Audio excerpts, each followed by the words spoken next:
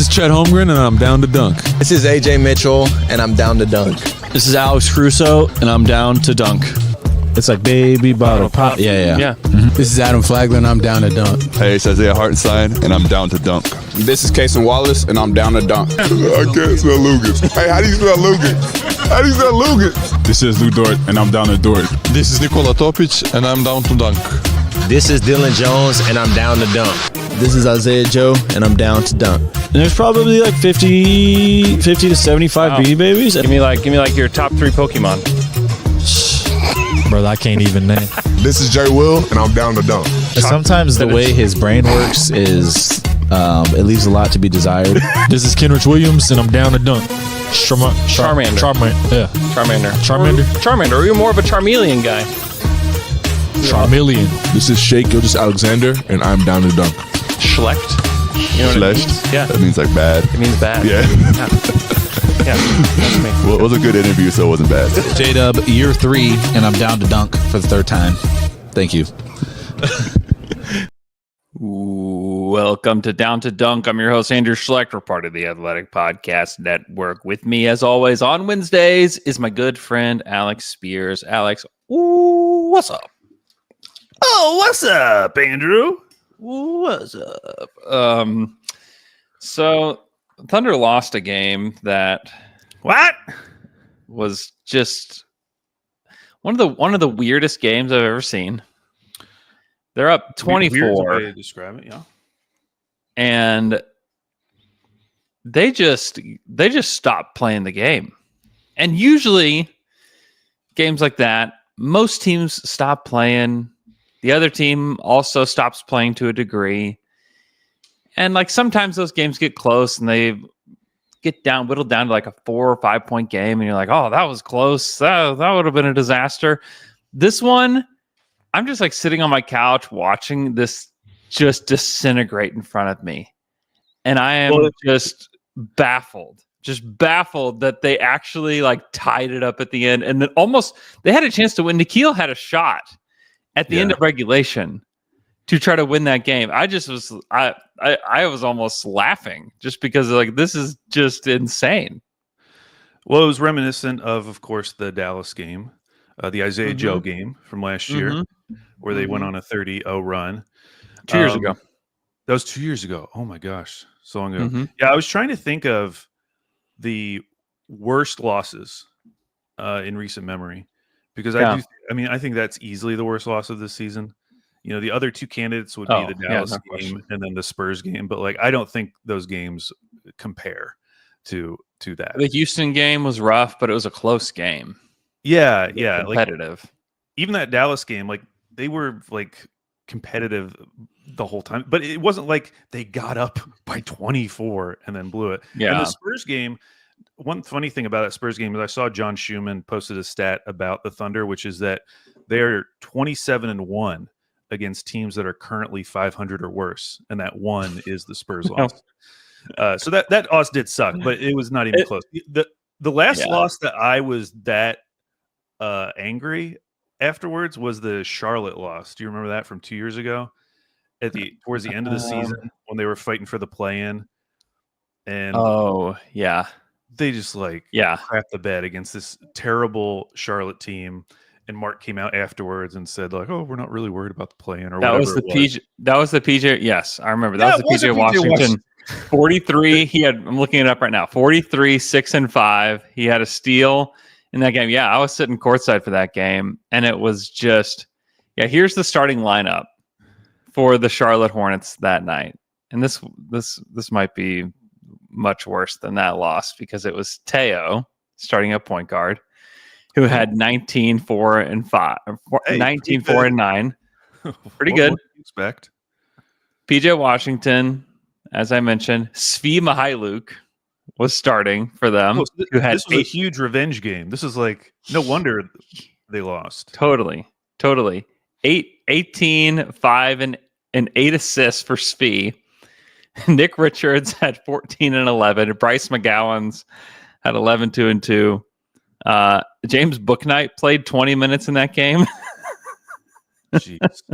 Kai Jones played 21 minutes. JT Thor played 36 minutes and 25 seconds. The Thunder started Giddey, Dub, Dort, Isaiah Joe, and Jay Will. No Shea in that one.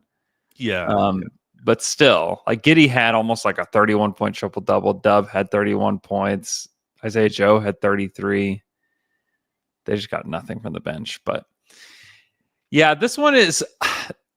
I hate to say that like that loss is worse than like that Charlotte one, just because like that Charlotte one was like competitive, like nip and tuck. It was just like the Thunder got outplayed. Yeah. This one is like so fluky in so many ways that I like hesitate to call it like one of the worst losses ever, because it's just like one of those like 1 in a million chances that like the Wolves just happened to hit on. And because like you look at all these stats, it's like for like the last like 1,000 games or something, that team that's up 24 points with so many minutes left has won every single game. And now like this like broke this streak. I mean, it is improbable. It's fluky. It's strange. The Thunder went completely cold. They got good shots down the stretch. And they just missed everything. I can go through some of these slides. If you're watching on YouTube, I have screenshots of the last 6 shots that the Thunder took and they were blocked a couple times. I don't include those. But like down the stretch, like they got good shots. Like this is with 3 minutes left. They had this Cason Wallace wide open 3. Sure. Fine. We'll take it. The next one, you have this Alex Caruso, like contested layup, but it's not like, I mean, Terrence Shannon's there, but like most of the time, Caruso's going to make that, but he missed it. The next one is a J-Dub. He had to like double clutch and he's around the basket, but there's no one like truly like contesting it. There's guys in the way. Like he makes these like unbalanced rim attempts all the time. Missed it. The next one is just a wide open Alex Caruso 3. There's no one near him. Like this will be classified as wide open. Missed it. Next one is a wide open corner 3 from Aaron Wiggins, who's just been on fire lately. This is with 39 seconds left. The Thunder are up 3. You'll take it. Missed it. And then you have this rim attempt from Shea, which was contested and blocked, but like still, like you'll take a shot at the rim from Shea. So like those are the 6 shots they got. All they needed to do was make one. All they needed to do was make one. Or like, hey, Alex Caruso, don't foul at the end of that game. Don't foul on that shot, at the end of the game. Just make one stop. Yeah, get one stop, make one of those shots, or even just if he just made the layup without getting the and one, like also that, or just foul him hard enough to where he's only going to get a possible 2 points. Like that would also be helpful. Like it was just, there's so many things that had to go wrong, and there were so many things that had to go right for the Wolves to make this thing actually happen, that I just like after having a day to think about it, I just like can't even bring myself to be upset about it, just because it's so weird. And like some people are like, well, you know what? Some teams should probably throw a zone, or teams should probably trap Shea, as if it's been the first time it's ever happened. Like, give me a break with that analysis. Like, get out of here with that, because it's ludicrous. It's, of course, teams have been trapping Shea. Teams have been throwing zones at the Thunder for a long time. Sometimes it works, sometimes it doesn't. The Thunder have actually been pretty good against the zone this year. So, like, let's not act like they found something here. Like, it's just a outrageously fluky game to where if, like, all we needed was an Aaron Wiggins corner 3 to fall. And if it did, then we're not sitting here talking about it. Like, it's just one small thing, and it just all went one way and not the other way. And part of it is like the Thunder just stopped playing. Like they just stopped playing defense. And so like, let's just like, I don't know. Like, I just can't bring myself to like be mad at like this game. I hate some of the analysis that's coming from it just because it's just ridiculous. But like the game itself, it's just like, I don't know. I think a few things. One, I think this only happens with a team like the Timberwolves. Like I think the Timberwolves are uniquely set up to pull off a game like this against the Thunder, because we've seen that they've played the Thunder really well in general. Like they came back from a huge lead in the last game. or a huge deficit in the last game. And I think with these small ball lineups in particular, like they just become so much more rangy. Like they just have, it feels like an endless supply of these like long rangy defenders. And the only thing I'd push back on is looking at those screenshots. I would say that like, yes, they got to the rim a couple times, but like I don't think those rim attempts were great. Like they weren't creating any of just the kind of like wide open rim attempts that we've seen this offense create. And it feels like when they do face a zone, it comes down to their shooting. And like when they go cold, it looks terrible. And that, yes, they were generating these wide open threes, but I felt like that's all they really could generate, because when they were going to the rim, you know, the Timberwolves were packing the paint. That's why all those 3-point attempts were wide open. So like, I agree that it is very fluky, but on the other hand, if they lose in the playoffs, I think it's going to happen in this way. Not like they're going to blow a 24-point lead in the fourth quarter, but like their offense is going to get bogged down. They're going to miss their 3-pointers. They're not going to be able to get wide open looks at the rim. Like I think that's how it's going to happen if they lose in the playoffs. So that's the only part of this game that I look at and I'm like, if there's a takeaway from it, because we've seen that before. Like when this team has been bad in the past, it's usually looked like that. Like I think about that Kings game where they just like couldn't really get any good rim looks, but they were generating all these threes and they were just missing them all. So that's the only thing that I really take away from it. Just but we knew that prior to this game too. Oh, I agree. It's not like, and that's the thing that I have a problem with, is that people acting like the Wolves exposed something that we didn't know. You know what I mean? Yeah. Like that part, I don't. That's the thing that I don't like. And like, none of the shots in the paint were perfect, but like that Caruso one, like I promise you ask Alex about that, and he's like, "Yeah, I should have made that." Like he and I will say, like he was particularly bad down the stretch. He was awful down the stretch. He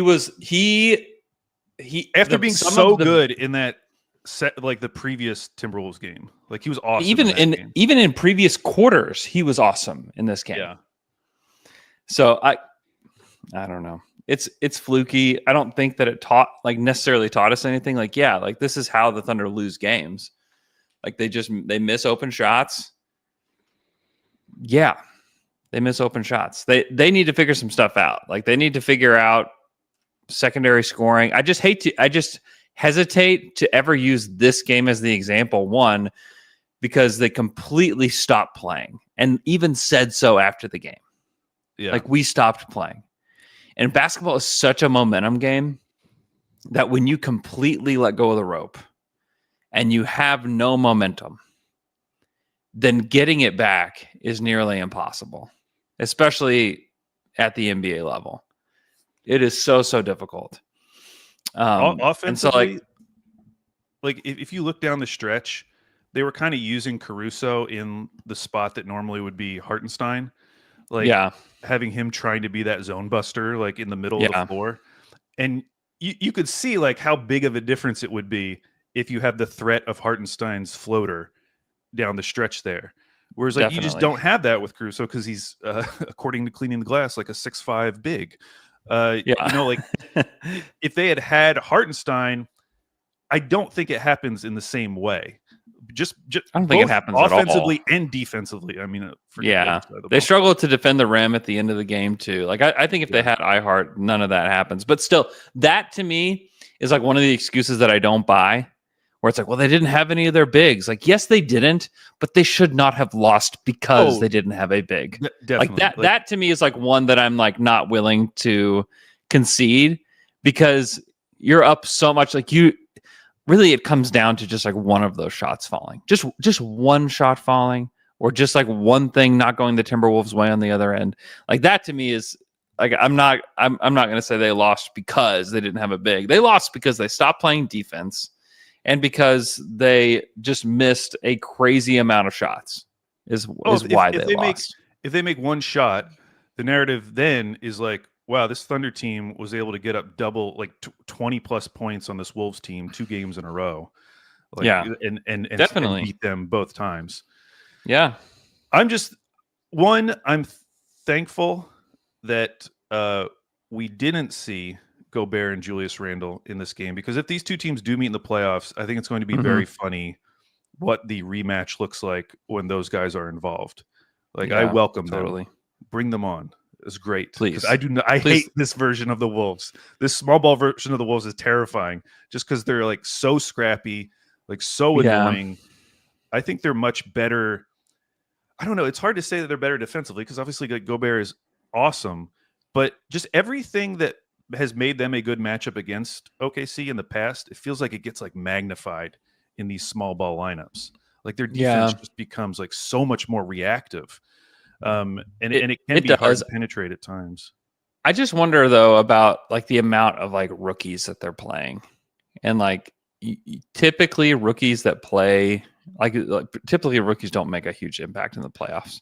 Well, those guys won't even play. I mean, there's zero chance Rob Dillingham gets a minute in the playoffs. Like, unless someone's hurt.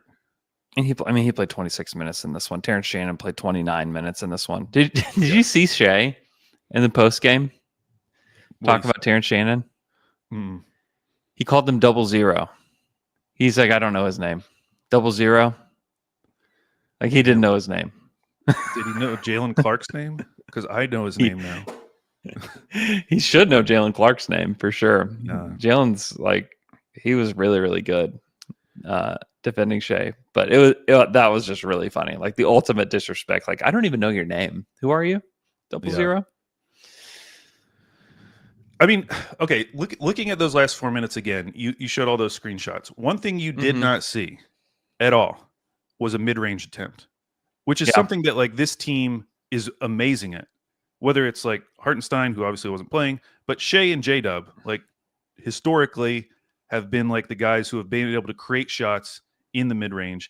And you didn't see any of those. And it kind of brings up this bigger point, which I would like to talk about, which is something I've been thinking about for a while. Some people in different corners of Thunder fandom have been talking about, but it's what's going on with J-Dub's offensive game this season. Yeah.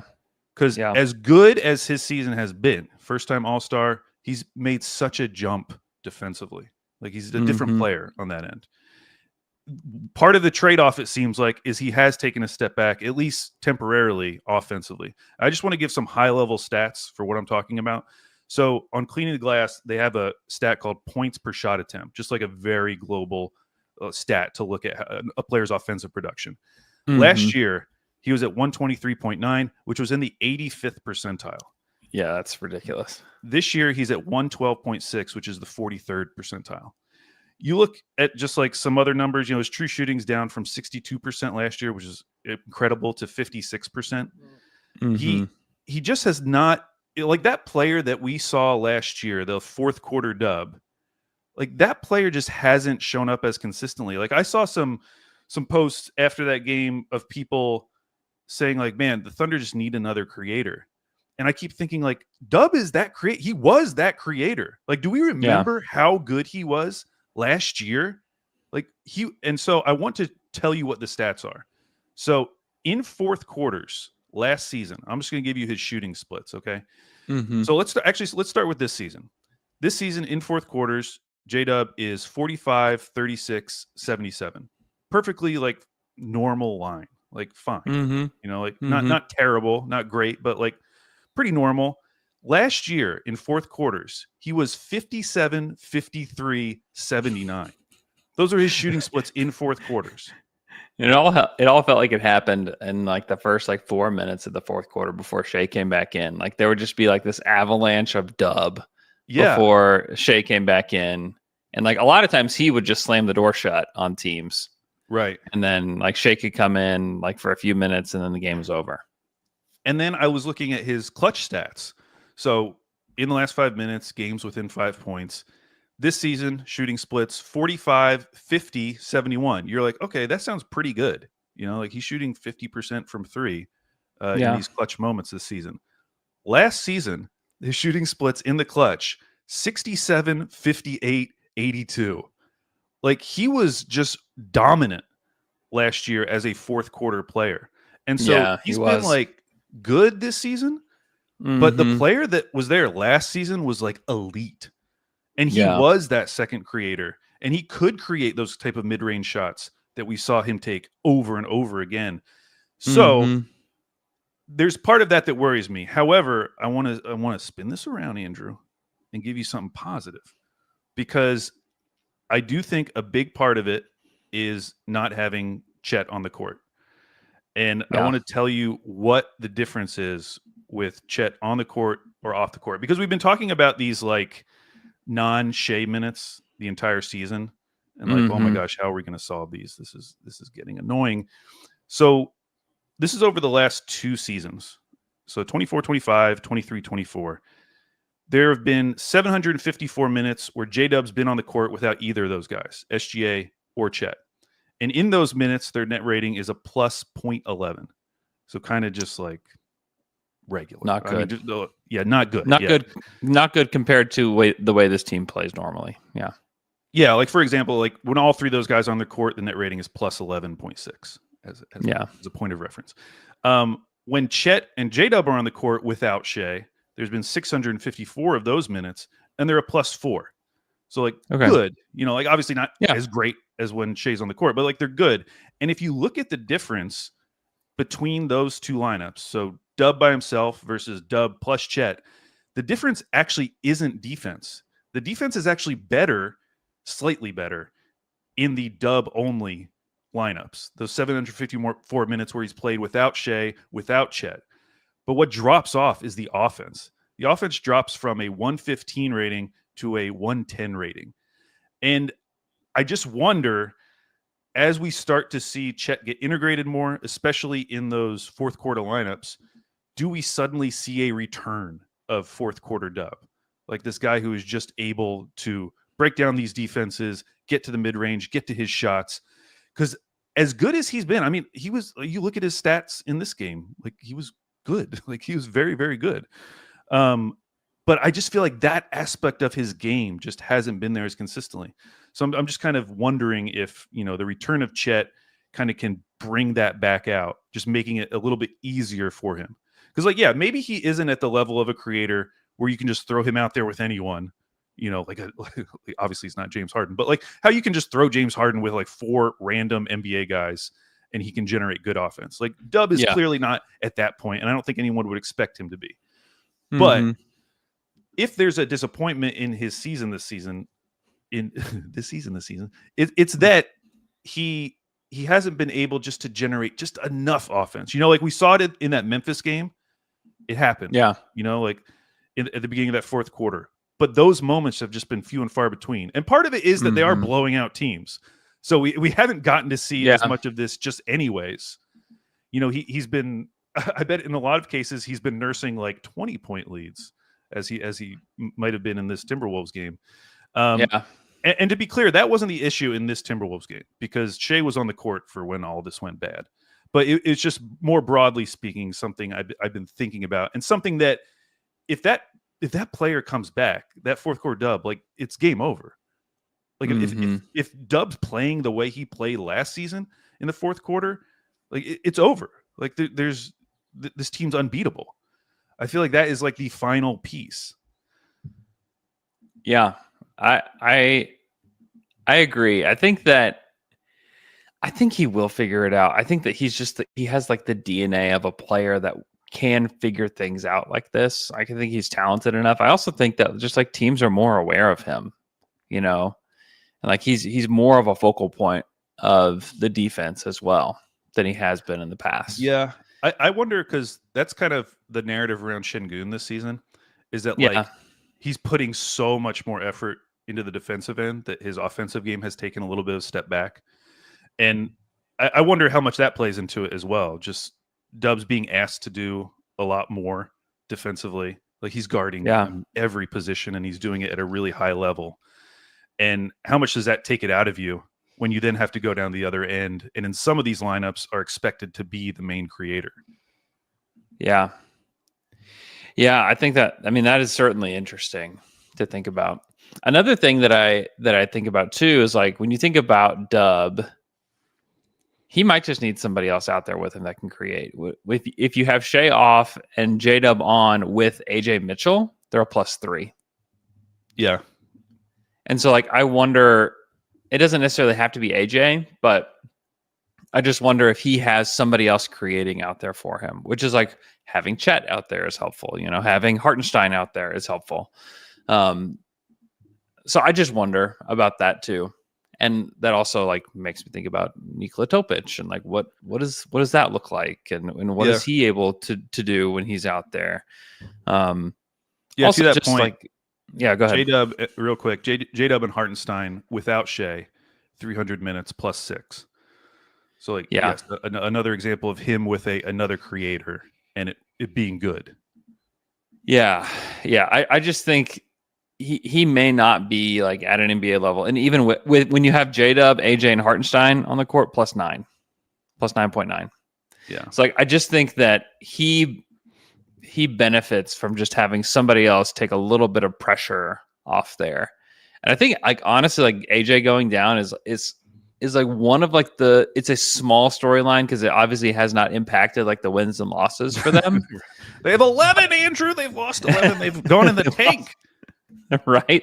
But I just think that stylistically and just aesthetically, things have changed a little bit without him because he does the thing that really like Caruso doesn't do super well. Kaysen doesn't really do super well. I would say that Wiggins does it okay, but like he gets downhill and he can create getting to the rim.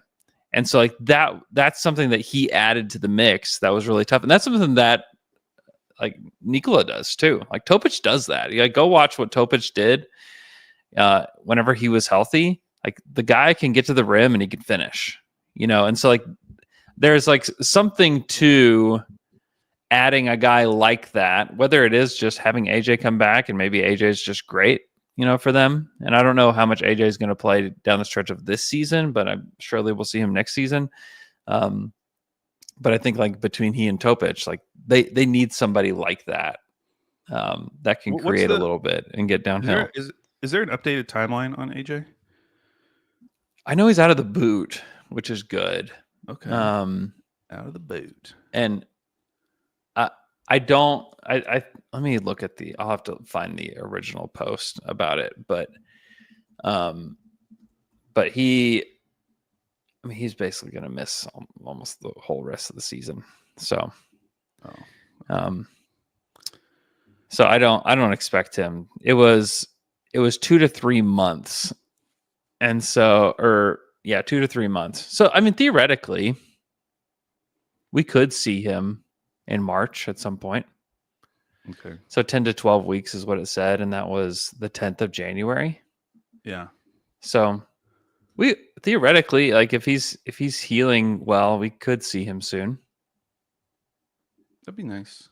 So yeah, I just think like, and like Dub too is like, he's not a static being. I think I said this on the pod the other day. Like he's not like a finished product, and he's going to have to go through some struggles too to become like the ultimate version of himself. And like he's going through, and it's not like he's like struggling terribly. Like he made the All-Star team in his third year. Like it's pretty incredible.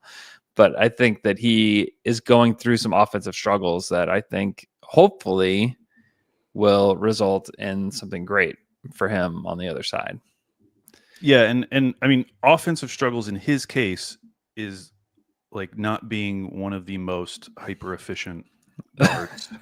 Because like last year, his shooting splits were 54, 43, 81. Like, yeah, he was so efficient last year. Yeah.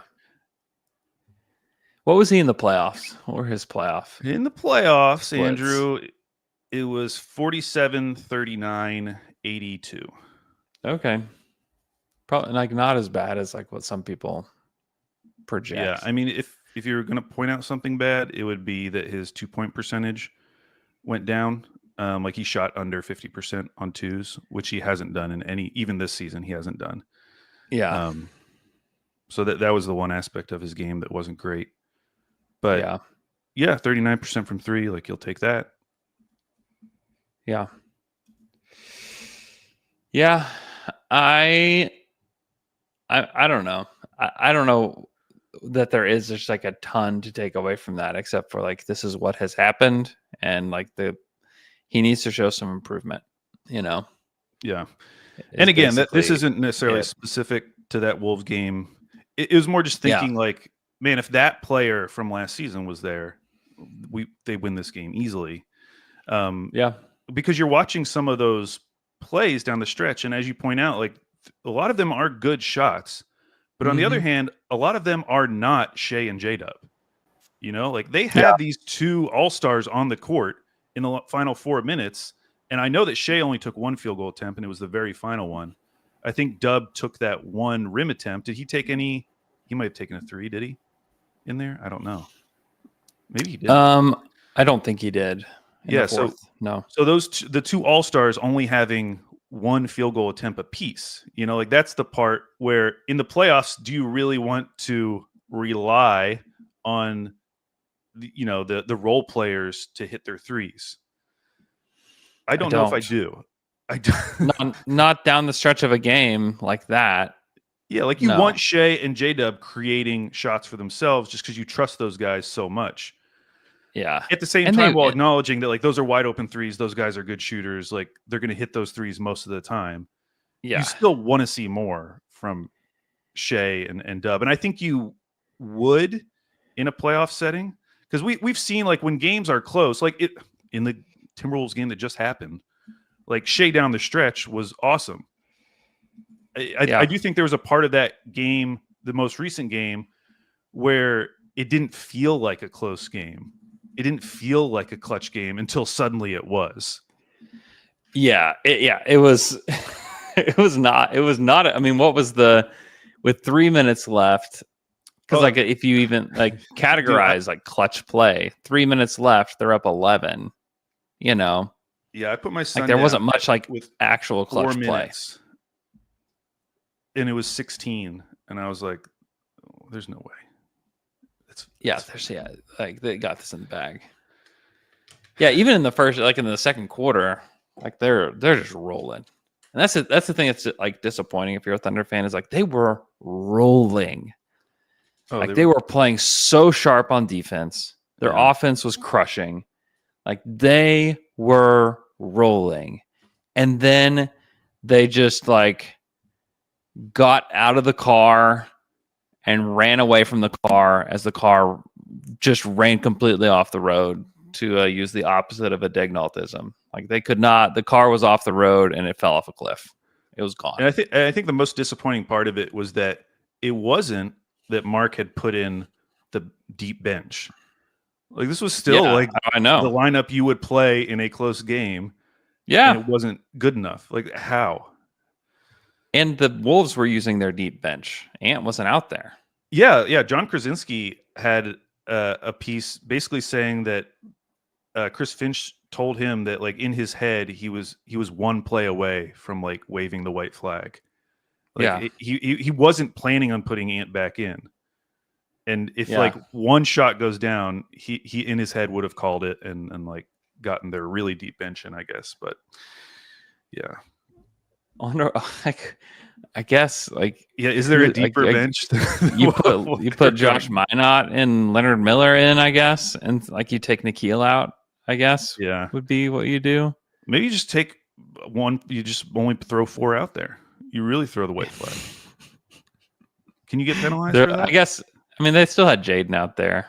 They had Nas out there for minutes too. Yeah. I mean, that's funny. All right, let's take a quick break. We'll come back. We'll talk about some more Chris Finch comments. We'll be right back. And we're back after that quick break. Hey, you should go get... I love iHeart even more than I did before this game because they absolutely needed him. He left the game with what was called a facial contusion. His nose was bleeding.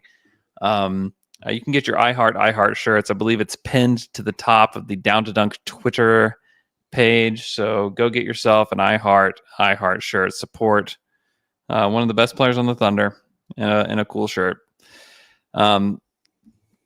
Chris Finch had some comments after the game about the Thunder and about officiating. I'll read them so I don't ruin this. So he said, it's so frustrating to play this team because they foul a ton. They foul all the time. And then you can't really touch Shea. It's a very frustrating thing. You have thoughts on Chris Finch's frustrations about playing the Thunder? I think that's loser behavior after a win. Like your team just had this like miraculous win. Why are you even talking about that? Yeah, Dork? what is the deal? Yeah, known Like, loser, Chris Finch. If you lose and you just want to be a little baby, yeah, sure, go ahead. Like, whatever. At least you lost. At least there's like reason for it. You just won like an awesome game for your team. Who cares? Shut up. And as everyone's pointed out, like they get called for a ton of fouls. They're the third most. They get called for the third most fouls in the league. And if you look at the teams that are 32 free throws in the second half, the Wolves did. Yeah, look at the free throw on. discrepancy between OKC and these other teams. And if you look at the teams that get called for the most amount of fouls, it's either the worst teams in the league, which makes sense, like teams like Toronto, Washington are down there, or it's like some of the best defenses. It's OKC, Memphis is down there, Houston is down there. Like some of these ultra aggressive defenses are going to get called for a lot of fouls. Speaking of aggressive defenses, did you see Amen Thompson pull down Giannis last night? I did. That was a foul. That was a foul. That was a foul. That was correctly aggressive. called. Yeah. Well yeah. done. So who cares? Because here's the deal, Chris Finch. When it gets to the playoffs, the whistles don't get tighter. Historically, they get looser. They let them play. They let them be more physical. So you have to figure that out. It's not for the Thunder to figure out. It's not for the refs to figure out. The game's going to be more physical in the playoffs. So if you want to succeed in the playoffs, you better just be physical. Or are you really going to go up in playoff post-game press conferences crying about how they're fouling on every play? Oh, they're too physical. They're too physical for us. I just hate that. Like, just shut up. And they won the game. You won the game. Be happy. That kills me. It's just like, you won the game. Like, stop. It's so annoying. And then I also hate the whole like Shea argument. And I was very heartened to see, I made the mistake of going on NBA Reddit right after the game. And and of course it's like, when this kind of stuff happens, it's like Wolves fan and OKC haters are all joining together on Reddit at the same time to celebrate, this victory. And they were talking about, Shea's foul baiting and how many fouls he doesn't get called for. But I was very heartened to see the morning after. I don't know if it's the same post or a different post, but it was a post of Shea driving on, I forget who, pushing off like we always see Shea do and hitting a shot over him. And the title of the post was, "How is this not an offensive foul?" And it was nice to see that the top comment, the upvoted comment, was basically like, every single star player does this. Refs call it if you extend your arm too far. Shea is very good at getting away with these push-offs, specifically by not pushing his arm too far away from his body. Like you can see it in slow-mo that it's a push, but live, it's not like his arm's coming all the way out, pushing these guys off. He's very good at like doing these very short push-offs where his arm doesn't extend that far from his body. And so as a result, he doesn't get called. And you've seen other stars in this league do the same thing and get really good at it. And I don't view that the same way as like, the KD rip move in the past, or like some of these like classic grift moves. I don't view that as the same way. Stuff. Because pushing off has been a part of basketball forever. I mean, it's part of one of the most famous plays in basketball with MJ against Byron Russell. Michael, yes. If you're complaining about stuff that Michael Jordan did, like one of the greatest player to ever play the game that everybody loves, like, what are we doing? Like I swear, all these losers are the same people who like idolize Kobe. And if Kobe was playing today, they would be going insane at how many offensive fouls he should be called for. And free throws. And the free throws that he took. Yeah. Like, what are we doing? What is happening? What happened to basketball culture? Everybody is everybody is such a baby these days with all this stuff. They want every player to play like the absolute smoothest game. They want no difference in play style. Like, yeah, I can't stand this idea that like aspects of this game that have existed in this game since the beginning need to all of a sudden be like relitigated and removed from the game. Like, have these people like played pickup before? Like, why don't these people just admit they don't like basketball? Okay, just have admit you ever driven to the hoop before? Like, what, you've never pushed off of your defender to create a little room? Like, what the hell? It annoys me so much. On the flip side, like, ridiculous. I'm very willing. If you want me to stop being a homer for a second, I'm very willing to say that like Dort is one of the greatest floppers in the NBA right now. Oh, it's part of his skill set. Yeah, he's so good at it that he doesn't even get brought up in the conversations when people are talking about greatest floppers, because he's so good at it that it doesn't even look like a flop in the traditional stealthy sense. flopper. I know it is. Like, so I feel like I'm being fair in that sense. Like, I can recognize when a guy's like trying to really sell something. And listen, Shea has plays where he does. We've seen Shea do like the head kick. In fact, here I'll be very fair. The final shot of that Timberwolves game, I hated it because it reminded me of the Westbrook end of game plays where he was more concerned about trying to draw a foul than trying to make the shot. Like, Westbrook used to always do that thing where he would kick his legs out or he'd flail a little bit. He would just yeah, it was like, dude, just whole shoot body. the ball. Although maybe in Russ's case, maybe not, because he was like a 32% 3-point shooter or whatever. But in Shea's case, it's like, dude, just shoot it. Because like, just shoot it. That shot was it ended up looking so off balance because he kicked his right leg out a little bit. Yeah. So I'm willing to admit when some things are like a player hunting for foul calls. Things like pushing off on drives, I just feel like are part of the game. And there's a limit to it. Like, yes, you can't push off all the way where your arm fully extends. They will call that. Yeah. But if you can get good at it because you're an elite basketball player and push off just enough where your arm doesn't extend that far from your body, yeah, I think that's just part of basketball. Yeah. Yeah. Well, we have another known loser to add to the list, and Chris Finch. Ugh. Whatever. I didn't even think about him before this season. I felt bad about his poor little knee in last year's playoffs, and now he comes back and just every game we play against them, he's got something.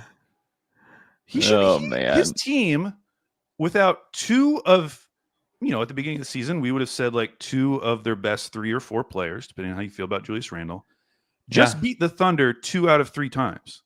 Yeah, they did. Like, how are you not hyping up, spending your entire press conference hyping up your own team? Hyping up specifically your depth. Yeah, hyping up these young guys. Without those guys. Yeah. Instead, you're crying. Yeah, why don't you be happy for Jalen Clark, who, like, people thought he wasn't going to play that night. Why don't you spend your time giving credit to him or give your credit to 00 or something? Like, what do you like? I don't know. It's just weird. It's just super weird that he decides to spend his time that way. You watch any Mavs Lakers last night? No, I was actually at a concert, Andrew. I was seeing our Oklahoma City boys chat pile. How was that? It was great. They came out to the Austin Powers theme song. Wow. Which I was very into. It's very funny because it was like a show with like a lot of loud bands, like a lot of screaming was going on at this event. The first 2 bands. And then the like music cuts, and then all of a sudden the Austin Powers theme song starts playing. And it was a good time. Wow. People were into it. Great.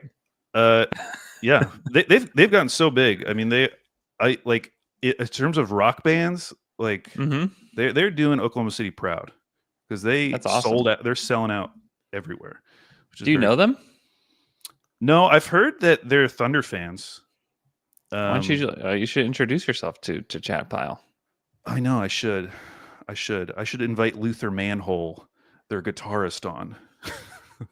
That's his name. Hey, listen, we've had our Oh, guy you Billy know what? Martin Actually, from- no, from I Good do Charlotte know on. because there's Yeah? like a punk NBA podcast, Yeah, and he I was think on you it. sent me this. Yeah, I Yeah, think you yeah, sent yeah. me that. Yeah, Yeah, so yeah. at least one of them is a big Thunder fan, and they're like our age. They graduated in 03. Oh, you Yeah. should definitely introduce yourself to Chat Pile. I should Man, have. Yeah, maybe they're still out there in Portland. still in Portland. They might be. Should go hang- So yeah. Anyways, I was checking on my phone throughout the game, mainly because I was trying to see like, oh, is Luka going to have like a 50-point game, which he did not. He had like, It looked like he might at the beginning of the game. He was just on fire to start. yeah, And was screaming and staring down the bench and everything. It was really fun to start, but like the Mavs fought back. Like this Mavs team is like another one that just like doesn't give up. They ended up losing by 8, but they held the Lakers to 107. And for a team that has two of like the best offensive players of our generation on it, like that's pretty good, I would say. yeah. Looking at the standings, one, it's pretty awesome that the West, every single team in the top 10 has a plus point differential. Yeah, Which that in the is East, pretty wild. You can only say about the first 6, and 2 of those 6, it's 0.9 and 0.8. I was going Like to say Detroit everyone, and Indy are hanging on by a thread. Yeah. yeah, like every West team is plus 1.1 or better. Yeah, that's so wild. again, the West is probably not as good at the top as we thought it might be, but it is very deep. Yeah, looking at the standings, especially after these Wolves games, I would love the Wolves to jump the Clippers. I would love for them to get to the 6th spot. One, so that you can avoid them till the conference finals. Not that I'm like super worried about them. More that if something's going to happen to Denver early in these playoffs, I think it's going to happen against the Wolves. And yeah, could be. The Nuggets are tied with the Grizzlies right now, so who knows how that's going to turn out. But if you could get like a 6-3 first round matchup, Wolves versus Nuggets, I think that'd be awesome, and I think that'd be really good for the Thunder. It's like happening on the other side of the bracket, like let them fight it out. Maybe you get lucky and the Wolves knock out the Nuggets. That would be cool. So yeah, that's one thing I would like. One, because of what I just described, but also because it would move the Clippers down to the play-in, and who knows what will happen. Like I think the Warriors have a shot. The Warriors have won 4 in a row right now. The Clippers have lost 3 in a row. They're only a half game back of the Clippers. Like we might be able to get the Clippers as low as 8. Yeah. Warriors fans are feeling uber confident. They're feeling like they have a shot to do this thing. Yeah. After watching like 5 games of Jimmy Butler, like they believe that they have righted the ship. This is a title contender again. I mean, if I'm comparing them to other teams in the West, I would, in terms of teams I fear, I would put them ahead of the Clippers, who are above them. I'd put them ahead of the Rockets, who are above them. So they're probably like a top 4 or 5 seed normally, like in a normal season. So we'll see how high they can get by the end of the season. I know they have Kuminga coming back soonish. I don't know if that means that much, but at least it's another body. So it's looking like I would not be surprised if like the 9-10 matchups is what it is now, which is Dallas Kings. Yeah. And then some combination of like Clippers, Wolves, or Warriors in that 7-8 matchup. So one of them losing. So I don't know. I wouldn't mind seeing, if I was ranking them right now, it'd be Kings number 1. I'd say Clippers number 2. Mavs number 3. And then Wolves and Warriors. I haven't really decided which of those teams. I guess I'd rather see, I don't know. Which team would you rather see more? I'd rather see Wolves the and Wolves. Warriors. You'd rather see the Wolves? I'd rather see the Wolves. Just with Steph and Jimmy. If you're in close games and you have Steph Curry and Jimmy Butler, I don't know. Like I don't think the Thunder lose to any of those teams, but those names are scarier than any of the other names on the other side. Especially like, did you hear that like the Mavs said that they have not ruled out surgery for Anthony Davis yet? For AD. Yeah.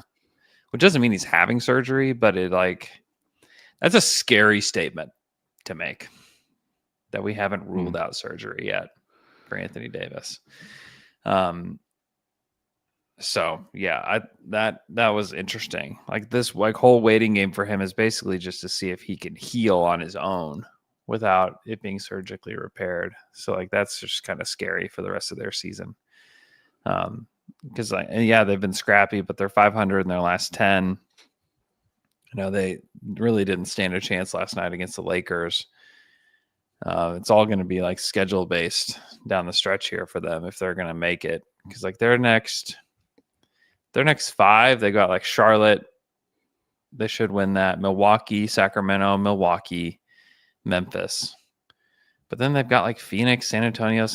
Like and they got Philly left. Like they're gonna have a shot, to kind of stay in the mix here. But it's gonna be a lot of Dwight Powell. It's gonna be a lot of Dwight Powell. Andrew, without looking, there are 3 teams in the West who have an above 500 record against teams that are 500 or better. One is the Thunder. Do you know the other 2?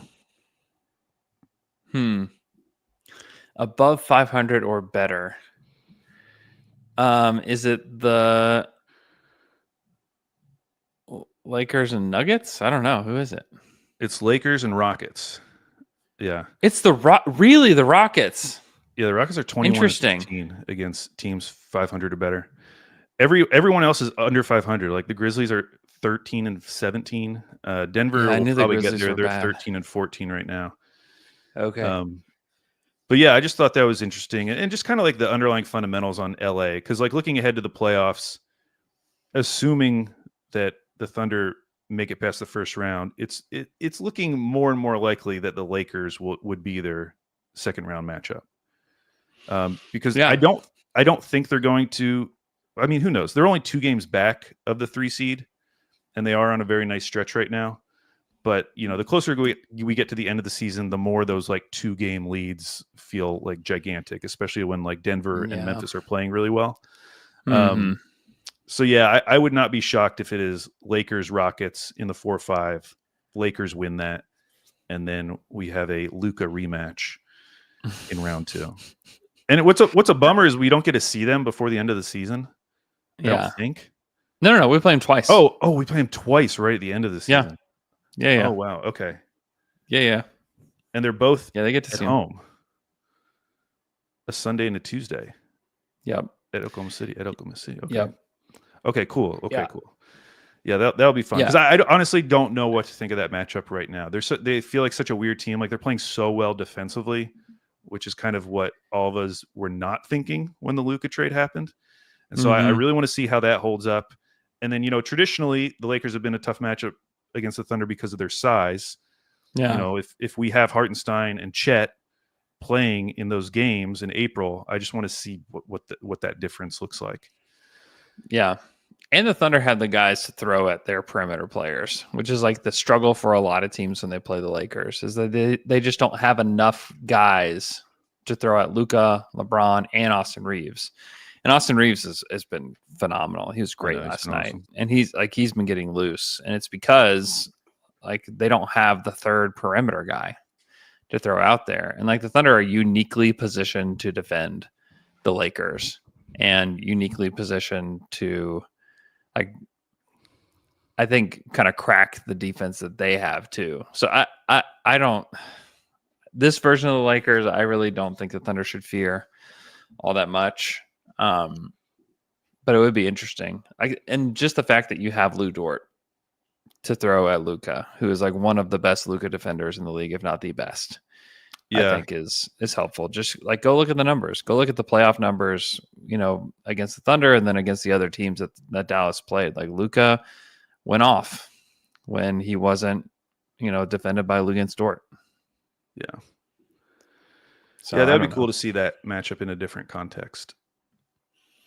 Yeah, it would, especially without like any like truly good big men, because the Mavs thrived with having guys that were like really great in the pick and roll, and Jackson Hayes can catch a lob, but he's not a great pick and roll player. No. Yeah, I got to see Mark Williams, the rejected Mark Williams. Yeah. I went to the worst basketball game I've ever gone to. It was a franchise record 53-point win for the Blazers. I got there late, and it was already a 30-point game. I was like, oh, my God, this sucks. But I got to see our guy, Tijon Saloon, future MVP. I was so excited to watch him play just because I've just heard how bad he's been. I was telling you the other day about how bad he is. It's disturbing that they used that pick on him. It's disturbing. Yeah. I was sitting close to I was on behind Charlotte's bench, and it was so weird. They did not talk at all during timeouts. You know, like how the coaches go out on the floor and the players just kind of stand around for a second. And you look at down at Portland, like they're all just talking to each other, like hanging out. And it was like silent. There's That's bad. None of the players. That's were a bad talking to each sign. other. It was weird. That's a bad sign for the Hornets. It's a really bad sign for the Hornets. Body language doctor. Yeah. Without Bill Simmons. Yeah. Oh man. So tonight, play the Nets. Listen, they better kill the Nets. Okay. And we would be saying that if we were the Nets. And we would be saying that if we were doing a Nets podcast or a Thunder podcast. Yes. Better. Yeah, absolutely. If the Glue Guys were still a podcast, they would be saying that too. Yes. Man, they better put it on the Nets. They better destroy them. I want to point something out just in case people don't know this, because I did not remember this, but everyone knows that they traded the Phoenix picks to get their own picks back, 25, 27, 29. The thing that I had forgotten, which I remembered, was that they also traded the 29 Dallas pick, which I'm sure at the time was seen as a throw-in. Now, Houston gets the best two of 29 Phoenix, Dallas, and Houston. So it's probably going to be, that Dallas pick. That's just so crazy to me that they traded away that. Like that 25, 27, or the 27 Phoenix, 29 Phoenix, 29 Dallas. Those are, I would say, primo picks at this point. Primo future picks. Like unprotected, great picks. They traded that, and they are currently like almost in the plan. Like that is such a massive failure. And the thing that I think sucks really bad is if you look at cleaning the glass, which again takes out garbage time, they have the point differential of like the third or fourth worst team in the league. Like their expected wins is like 15 right now, and yet they have 21. They have 21, and they're a game and a half out of the 10 seed. It's so brutal. And we need them to be worse so that Philly can jump them. I don't want Philly to end up in the 6th spot, because I feel like that's where their odds are going to be maximized. That's like the best they can hope for, probably. It's the best they can. Yeah, it's the best they can get. And so I'd rather than be in 7. Yeah, that Chicago game didn't feel good, huh? That was embarrassing. Though I feel like some Philly fans think that like if Embiid does get shut down, it might actually help them a little bit, just because he's been like so bad. Yeah, I could see that. They're still trying to play like he's MVP Joel, and he's just not. Yeah, it's not great. Yeah, the Nets are 7-3 in their last 10. I'd be so mad. I would be so pissed. It's like, what are we doing? Because like I've talked to Bryce about this, and we've talked to Vicini about it. Like the depth of this draft is a little overrated. Like it's not great. The depth is not great. And so being in the top 5 matters quite a bit. Like there's some really good players in the top 5 of this class. And of course, you're going to find somebody in that 7 to 14 range that's good. Like you'll find them, but it's going to be few and far between. So you got to really hit. I'll do a tankathon spin before we get out of here. Al, let me put it up here on the screen just to see. Have you watched anybody? You watch any of these guys? Oh, college guys? Mm-hmm. No, I'm not checking in yet. I'm getting into VJ Edgecombe. Really? Yeah. He's usually not like the archetype of player that I really like, but I think he's super interesting. He can really, really defend. Like he's just a maniac. But there's some concern about his skill level. Like his rim finishing is putrid, and it's kind of confusing as to why. Okay, we're gonna take a spin, see what happens. Here we go. Thunder got it. Number 8 fell to 8, and they got Common Malawak from Duke. Common Malawak. Who I don't know if you'd take a center. I don't know if the Thunder would take a center. I don't think they need a center. So, but yeah, that's the way it's going to be. I mean, it's going to be painful. Like for the Thunder fans, it's actually not like the worst thing in the world if they miss out, because like they're talking about Embiid having possible microfracture surgery. I know there's a part of me that like genuinely feels bad for Sixers fans and like kind of hopes they keep this pick just so they don't like go insane. Yeah, well, it's not that for me. It's just that you could have the pick next year and it's top 4 protected, and it's like not the worst thing in the world to happen, because like also the Thunder, if they pick somebody here in the top 10, you better believe that like guys picked in the top 10 want to play, and it's just like, where are they going to play? Yeah, for sure. What's supposed to happen here? And so it's just not, you should not be like crazy frustrated if this pick doesn't land. Like, yes, it makes everything more interesting to cover, like content wise. Yeah, it's way better for me if this pick lands this year. But like all hope is not lost if it doesn't. All like hope is just dead if you're it fell to 9. You're like, all hope is just dead though if it's scroll back up. Ooh, I would like. Oh no, I would hate this outcome. Oh my gosh, I would hate this outcome. The Heat getting Cooper Flag. Oh, the Heat. That would be awful. That'd be the worst way to get that unprotected pick next year. Is the Heat jumping Cooper Flag? Oh, here's your Blazers got Cooper, and the Sixers jumped to 2nd. That'd be nice. That'd be fine. Yeah, that would be fine.